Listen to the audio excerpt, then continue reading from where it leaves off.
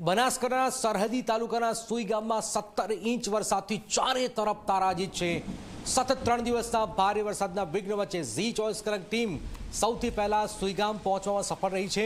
ભાભરથી tractor પર બેસીને ઝી 24 કલાકની ટીમ સુઈ ગામ પહોંચી। સુઈ ગામ જવા રસ્તા પર એટલું બધું પાણી ભરાયું છે કે ટ્રેક્ટર લઈને પણ તમારે જવું હોય તો 100 વાર વિચાર કરવો પડે। જ્યાં સૌથી પહેલા ઝી 24 કલાક પર જુઓ આ એક્સક્લુઝિવ દ્રશ્યો। લોકોના ઘર, લોકોના વાડા, લોકોના પશુઓ, ખેતરોમાં ઊભો પાક બધું જ પાણીમાં ગરકાવ છે। સુઈગામ તાલુકાના અનેક ગામોમાં છાતી સુધી પાણી ભરાયેલું છે। સુઈગામ જવાના તમામ રસ્તા હજુ પણ બંધ છે। વાવથી સુઈગામ જવું હોય તો હાઈવે પર પાણી ભરાયેલા છે। ભાભરથી સુઈગામ જવું હોય તો પણ હાઈવે પર પાણી છે। રાધનપુરથી સુઈગામ જવું હોય તો પણ પાણી જ પાણી છે। એટલે કે ગ્રાઉન્ડ ઝીરો રિપોર્ટ માટે ઝી 24 કલાક ટીમ ટ્રેક્ટર પર બેસીને સુઈગામ પહોંચી। ભાભરથી સુઈગામ હાઈવેની આજુબાજુમાં આવેલા મોરવાડા, દૂધવા, નવાપુરા, સેડાવ, કુંભારકા, ઉચ્ચોસણ, ચાત્રા, ભટાસણા સહિતના અનેક ગામોમાં પાણી છે। બેણા, ભરડવા, પાળક સહિતના ગામોમાં તો ટ્રેક્ટર લઈને જવું પણ અશક્ય છે, કેમ કે પાણી ટ્રેક્ટર ડૂબી જાય એટલું છે। જેના કારણે એસડીએફની ટીમ પણ બોટ લઈને આ ગામોમાં પ્રવેશી રહી છે। જ્યારે ઝી 24 કલાક ટીમ સુઈગામ પહોંચી તો સુઈગામના પીઆઈ એચ.એમ. પટેલ ખુદ અમને ટ્રેક્ટર ચલાવીને ગામમાં જતા જોવા મળ્યા છે। તંત્ર સાથે મળીને તેઓ પાણીમાં ફસાયેલા લોકોને બહાર કાઢી રહ્યા છે અને તેમના માટે ફૂડ પેકેટની વ્યવસ્થા પણ કરી રહ્યા છે।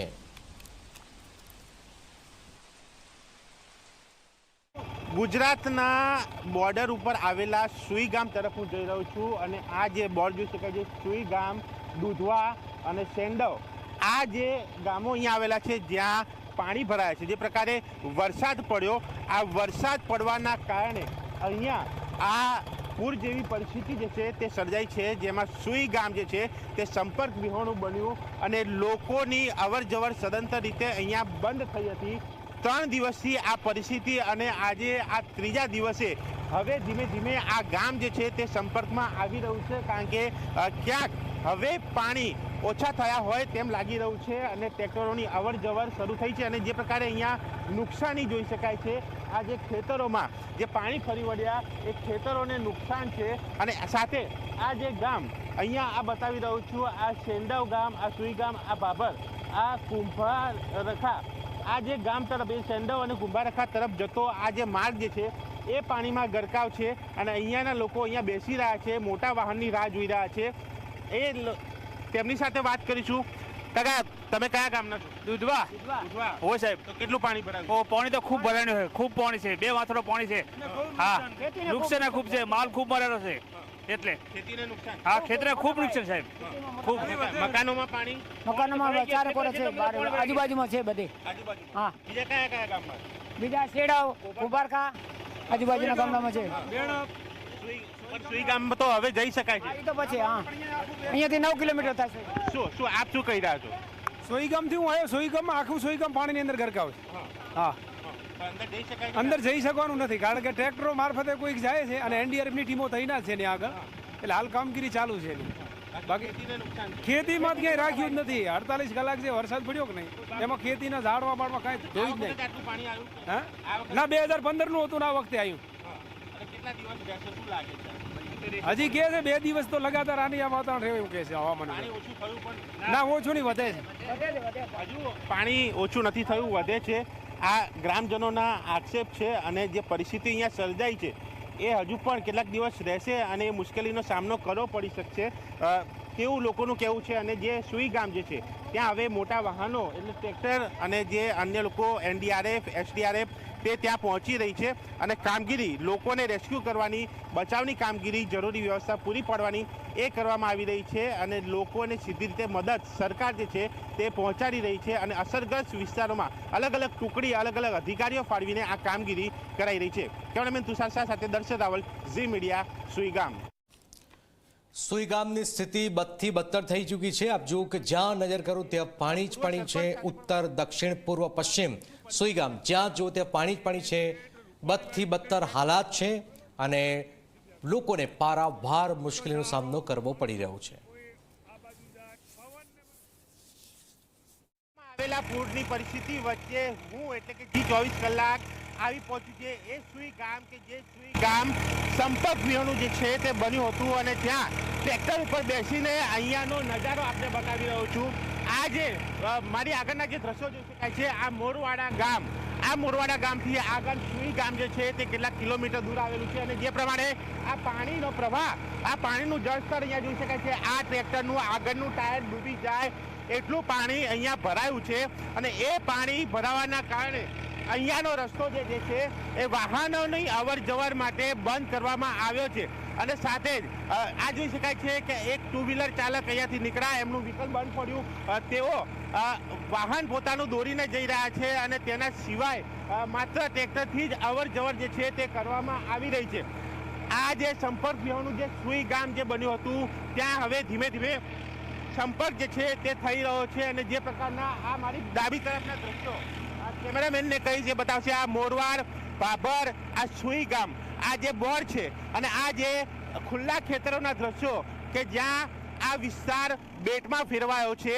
અને એ વિસ્તાર બેટમાં ફેરવાતા અહીંયા જે પ્રકારે હાલાકી સર્જાઈ છે તે હાલાકી અહીંયા આપણે બતાવી રહ્યો છું. અને આ જગ્યાના દ્રશ્યો કે જ્યાં લોકોને અહીંયા ફરીને વળીને જવું પડી રહ્યું છે. અને આ સુઈ ગામ કે જ્યાં આ અસર સર્જાઈ છે આ પૂરની, એ સુઈ ગામ બોર્ડરનું ગામ છે. એ ગામ પાસે જે ખુલ્લી જગ્યા આવેલી છે ત્યાં પણ પાણી ફરી વળી ચૂક્યા છે. અને એ હાલાકી વચ્ચે લોકો પોતાનું જીવન જે છે તે હાલ પસાર કરતા જોવા મળી રહ્યા છે. કેમેરામેન તુષાર શાહ સાથે દર્શન રાવલ, ઝી મીડિયા, સુઈ ગામ. ગામ પાસે આવેલ બેણા, દુધવા, સેડવ, રાજપુરા, ગામડી, ઉચોસણ, જોરાડા દરેક ગામોમાં પાણી એટલે પાણી જ છે, બીજું કોઈ છે જ નહીં. પાણી સિવાય બીજું કોઈ નથી. તો સરકારશ્રીને એક નમ્ર વિનંતી કે ખેડૂતોને જે નુકસાન છે તેના માટે કોઈ સહાય કરે. અને પાણી સિવાય બીજું કોઈ નથી. અને આવા જવા માટે બહુ તકલીફ પડે છે. અને અત્યારે ટ્રેક્ટરવાળો સેવા કરી રહ્યા છે અને રોડ ઉપર 10-10 ફૂટ પાણી ચાલી રહ્યું છે.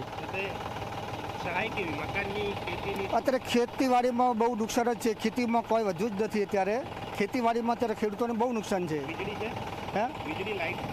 હા, ના લાઇટ નથી. અને 3 દિવસથી લાઇટ પણ ખોવરાઈ ગઈ છે. લાઇટ અત્યારે કોઈ ગામડામાં લાઇટ નથી. મોબાઈલ બીજા ચાર્જિંગ અત્યારે કોઈ માણસને કોઈ સગવડ છે જ નહીં. અત્યારે વાતચીત કરવી હોય તો લાઇટના અભાવના કારણે કે કોઈ વાતચીત થઈ શકતી નથી.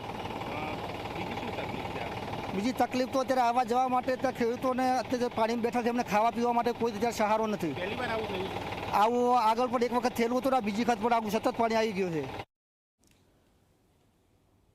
તો આપ જોઈ રહ્યા છો એનડીઆરએફ હોય, એસડીઆરએફ હોય સતત ખડે પગે છે.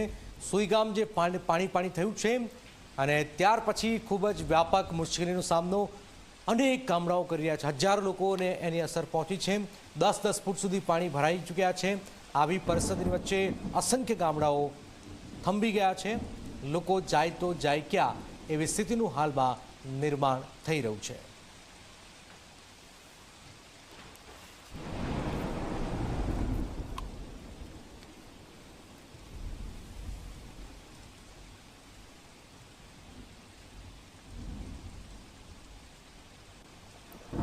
તો 17 ઇંચ વરસાદથી બનાસકાંઠાનું સુઈ ગામ બરબાદ થઈ ગયું છે. ઝી 24 કલાક ટીમ સૌથી પહેલા સુઈ ગામ પહોંચી. જરા જુઓ ઝી 24 કલાક કેમેરામાં કેદ થયેલી તબાહીના આ દ્રશ્યો. 17 ઇંચ વરસાદથી સુઈ ગામ તાલુકાનું મુખ્ય મથક અને તાલુકાના અનેક ગામો પાણીમાં ડૂબી ગયા છે. બેટમાં ફેરવાયેલા આ ગામોમાં ટ્રેક્ટર લઈને જવું પણ મુશ્કેલ છે, કેમ કે પાણીમાં ટ્રેક્ટર ડૂબી જાય તેવી સ્થિતિ છે. ઝી 24 કલાક ટીમ જ્યારે ભાભરથી સુઈ ગામ ટ્રેક્ટર પર જઈ રહી હતી ત્યારે કેમેરામાં કેદ થયેલા આ દ્રશ્યો જુઓ. એક એસટી બસ અંબાજી જઈ રહી હતી, તે અડધી પાણીમાં ડૂબી ગઈ. લોકોના ઘર પાણીમાં ડૂબ્યા છે, પશુઓ પાણીમાં છે અને ડૂબીને મરી રહ્યા છે. લોકોના કાચા ઘર પડી ગયા છે. ખેતરોમાં પાણી ફરી વળ્યા છે. કપાસ, એરંડા, મગફળી, બાજરી, જુવાર, ગવાર સહિતના ચોમાસુ પાકો પાણીમાં ગરકાવ છે. જ્યાં જુઓ ત્યાં માત્ર પાણી જ પાણી છે, જાણે કે નદી હોય, દરિયો હોય એ પ્રકારના દ્રશ્યો છે. આ ગામો માત્ર ટ્રેક્ટર અને એસડીએફની બોટની અવર જવર જ છે. 3 દિવસથી પાણીમાં ફસાયેલા લોકોને બહાર કાઢવા તંત્ર કામે લાગ્યું છે. પાણી એટલું બધું આવ્યું છે કે છેક 3જા દિવસે તંત્ર પાણી ભરાયેલા ગામોમાં હાલમાં પહોંચ્યું છે.